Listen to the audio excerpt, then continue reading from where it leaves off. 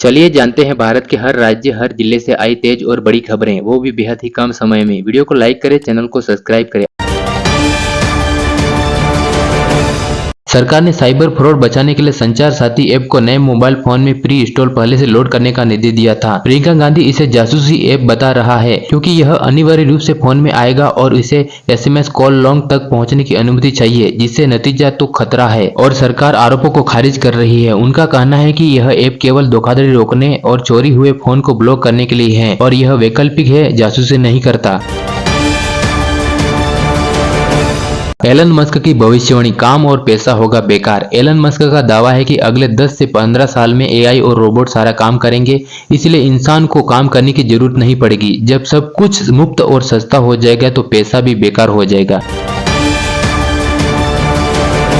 कोहली घरेलू क्रिकेट में वापसी, महान बल्लेबाज विराट कोहली करीब 15 साल बाद भारत के घरेलू 50 ओवर के टूर्नामेंट में विजय हमारी ट्रॉफी में खेलेंगे। उन्होंने अपनी उपलब्धता की जानकारी डीडीसीए को फोन करके दी है। यह टूर्नामेंट 24 दिसंबर से शुरू होगा।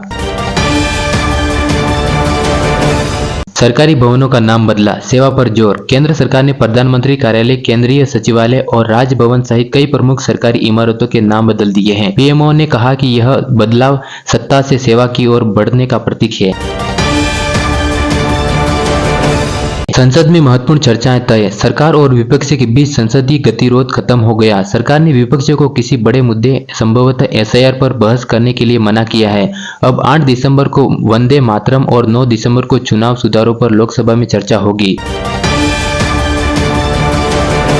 पाकिस्तान ने भेजी एक्सपर्ट राहत सामग्री, पाकिस्तान बाढ़ प्रभावित श्रीलंका को जो खाद्य सामग्री भेजी थी वह दरअसल एक्सपायर हो चुकी थी। फूड पैकेज की तस्वीर वायरल हुई जिस पर एक्सपायर डेट अक्टूबर 2024 लिखी है, जो बीत चुका था। इस बड़ी गलती के बाद पाकिस्तान की खूब आलोचना हुई। तेलंगाना के मुख्यमंत्री रेवंत रेड्डी ने हिंदुओं के देवी देवताओं को लेकर एक अजीबोगरीब बात कही, जिस पर हंगामा हो गया। उन्होंने सवाल उठाया कि हिंदुओं के इतने सारे भगवान क्यों हैं? जैसे कुंवारों लोगों के भगवान हनुमान हैं, तो 2 शादियों करने वालों के लिए भगवान अलग और शराब पीने वालों के लिए भगवान अलग। बीजेपी समेत बाकी विपक्षी पार्टियों ने कहा कि सीएम ने यह बात बोलकर हिंदुओं की आस्था और उनके देवताओं का मजाक उड़ाया है। उनका कहना है कि सीएम ने करोड़ों लोगों की भावनाओं को ठेस पहुंचाया है। विपक्षी दल कह रहा है कि सीएम रेवंत रेड्डी तुरंत माफी मांगे।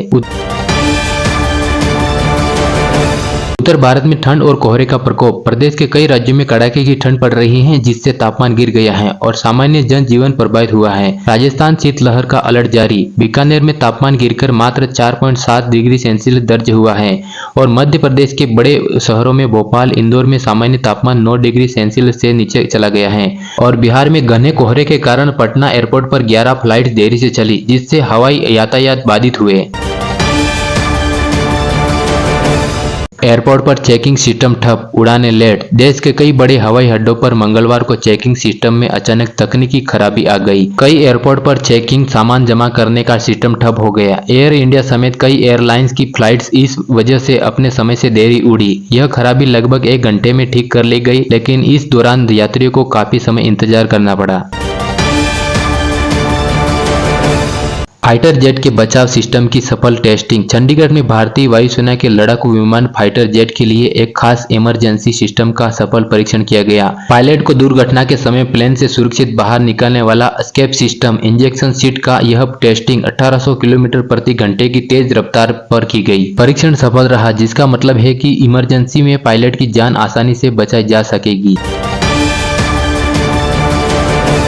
राजनाथ सिंह का दावा, नेहरू और सरदार पटेल। रक्षा मंत्री राजनाथ सिंह ने एक सार्वजनिक बयान दिया है जिसमें उन्होंने भारत के पहले प्रधानमंत्री जवाहरलाल नेहरू और सरदार वल्लभ भाई पटेल से जुड़ा दावा किया है। उन्होंने कहा है कि जवाहरलाल नेहरू सरकारी पैसों से बाबरी मस्जिद को फिर से बनाना चाहते थे। राजनाथ सिंह ने दावा किया है कि सरदार पटेल ने नेहरू को ऐसा करने से रोक दिया था। उन्होंने यह भी कहा है कि देश में सरदार पटेल को पहले सही सम्मान नहीं दिया था, लेकिन अब स्टैट्यू ऑफ यूनिटी बनाकर उन्हें वह सम्मान मिलता है।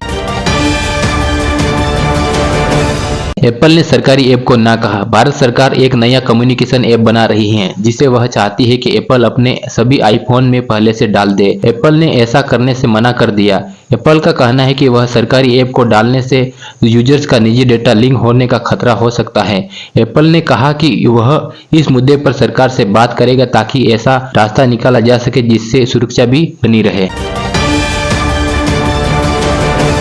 दिल्ली एनसीआर में प्रदूषण का कहर। दिल्ली और राष्ट्रीय राजधानी क्षेत्र एनसीआर में वायु प्रदूषण का स्तर बहुत बढ़ गया है। हवा की गुणवत्ता सूचकांक AQI कई जगहों पर गंभीर श्रेणी में पहुंच गया है।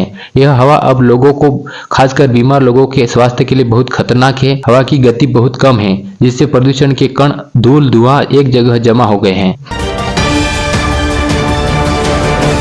वेनेजुएला पर अमेरिकी हमले की भविष्यवाणी। पूर्व अमेरिकी राष्ट्रपति डोनाल्ड ट्रंप ने एक बड़ा बयान देते हुए दावा किया है कि अमेरिका बहुत जल्द वेनेजुएला पर हमला करेगा। ट्रंप ने कहा है कि उन्हें पता है कि बुरे लोग कहां रहते हैं, यानी निकोलस मादुरो का शासन। उनके सामने यह संकेत मिलता है कि अमेरिका वेनेजुएला के मौजूदा शासन को हटाने के लिए सैन्य हस्तक्षेप की योजना बना रहा है।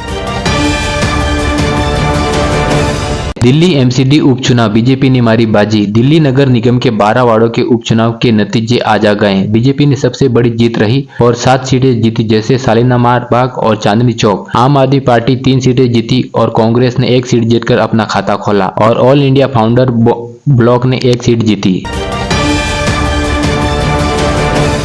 बिना सिम के व्हाट्सएप नहीं चलेगा, नया सिम बाइंडिंग नियम। भारत सरकार मैसेजिंग ऐप जैसे व्हाट्सएप, टेलीग्राम के लिए सिम बाइंडिंग नाम का एक नया नियम ला रही है, जिससे साइबर धोखाधड़ी रोकी जा सके। आपका मैसेजिंग ऐप अब आपके सिम कार्ड और फोन से हमेशा जुड़ा रहेगा। अगर आप अपने फोन से वह सिम कार्ड निकाल देते हैं जिससे अपने अकाउंट बनाया था, तो आपका ऐप खुद ब खुद बंद या लॉग आउट हो जाएगा और काम नहीं करेगा।